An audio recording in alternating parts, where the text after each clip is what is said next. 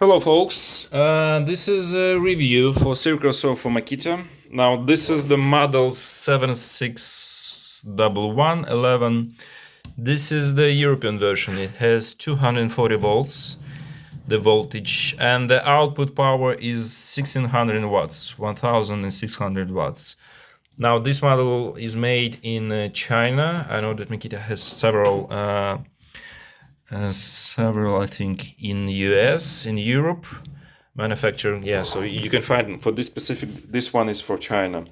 Now the disc has 190 millimeters, and the width is about 2 millimeters. So the depth of the maximum depth for this model is 65 mil with the 90 degrees. And in case if you're using the 45 degrees, you can cut for the 43 mil, the max.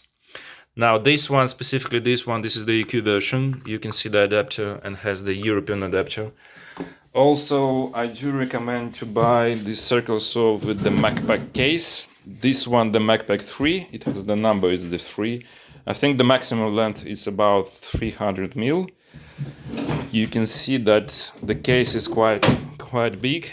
It has a layout specifically made for the circular saw, which is very convenient. Besides that, you can find the adapter for the circular saw. I think the cost of this adapter is around £10 or £7 on Amazon in the UK, which is very convenient for you if you want to use it. And yeah, more specs about the circle saw. The weight is about 4 kilo, or it's around I think 16 pounds, something like that. Yeah, it should be around, I think 10 pounds, sorry. 10 pounds should be around 4 kilo. And this is the most selling circular saw on the market you can find, specifically with these specs and with this price.